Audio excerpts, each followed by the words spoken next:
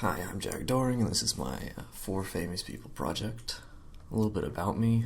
I'm a computer science major from Milton, Georgia. My favorite areas of history are medieval history, World War I, World War II history, and ancient history. Anything about the Roman Empire I love. My favorite series is the Witcher series, and my favorite movie is Edge of Tomorrow. I like to play games, bike, and program, so I'm comp sci. This is my first year at Kennesaw, and I previously went to GCSU. For the four famous people I chose Emily Roebling, Ada Lovelace, Abraham Lincoln, and Dwight Eisenhower. Emily Warren Roebling, she was born in 1843 in Cold Spring, NY. She studied at Georgetown Academy and was noted as an intelligent and strong-willed woman. She and her husband married in 1865. Her husband was a civil engineer, and she was one of the forgotten people, because at the time, a woman doing any sort of bridge construction, and heading a massive project like this would be unheard of. The Brooklyn Bridge, which is what she was involved in, was being worked on by her husband. Her husband's father, and unfortunately the father passed away from tetanus. The husband subsequently took over the project. After taking over the project, Washington fell very ill, which is the name of her husband, and he believed to have a casein disease. So without a chief engineer, the bridge was kind of in a bad spot. So Roebling took the reins and stepped in to manage the project. She mediated issues between parties, managed contracts, materials, and supply chains. The bridge opened in 1883, with Emily being the first person to cross it. At the time, a woman leading, this project is just frowned upon, unheard of, so this accomplishment was overlooked by many, historians and whatnot at the time, news organizations, but as time went on, people was like, hey, this woman actually did a whole lot. Lovelace was another person forgotten. She was born on December 10th, 1815 in London. Her parents separated early, and her father passed away when she was just 8. Her mother encouraged her interest in mathematics and mechanics. She grew up in a wealthy household, had access to tutors, nice schooling, all that. She married her husband, William King, in 1835, and she gave birth to a daughter and 2 sons. Her math journey, she was very interested in math. She was able to obtain university-level math teachings from Augustus de Morgan as a mother. She just wrote to him, was like, hey, I'm really interested in this. And so she got tutoring from him, and in 1843, she published a paper about a computer program that could solve problems faster and more accurately than humans could, and this is what she's famous for.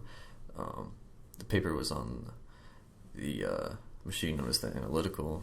Her theory was noted as extraordinary by a computer scientist at Oxford, and this paper gave her the credit of being the first computer programmer. She envisioned a computing system that could solve problems quicker and faster than your typical person ever could, and more accurately, which is really what computers are nowadays. At the time, women were not considered to be competent in the STEM fields, and her contribution helped change that. And then for people who are just known to be famous, Abraham Lincoln, he was born on February 12th, 1809, in Hodgenville, Kentucky. His education was mainly self-taught, and in 1836 he went on to become a lawyer. In 1834 he joined the state legislature. In 1846 he joined Congress.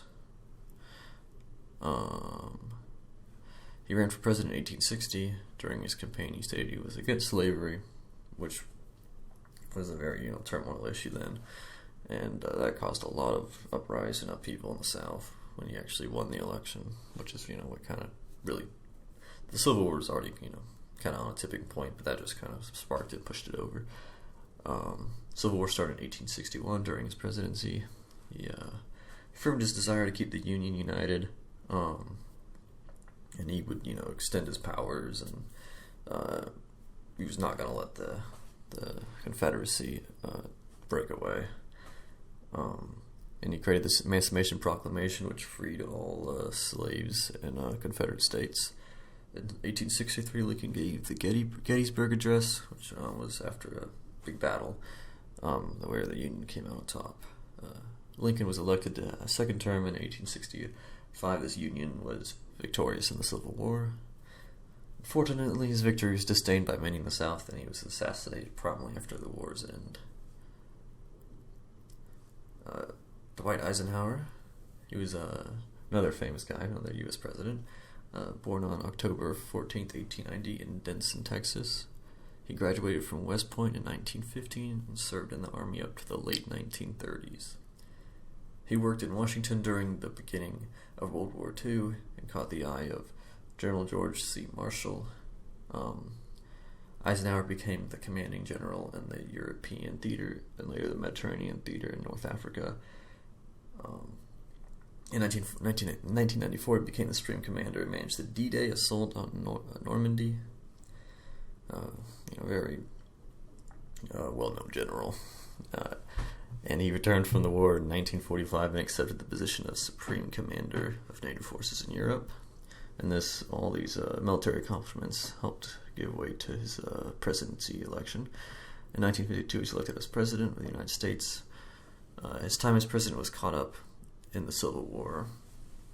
He helped father the highway system and approve some civil rights legislation. And up here is a picture of the highway system. That, if I remember correctly, he saw like these highways in Germany, and he just wanted to bring them to the U.S. He tried to smooth the tension between the United States and Soviet Union, but had little success.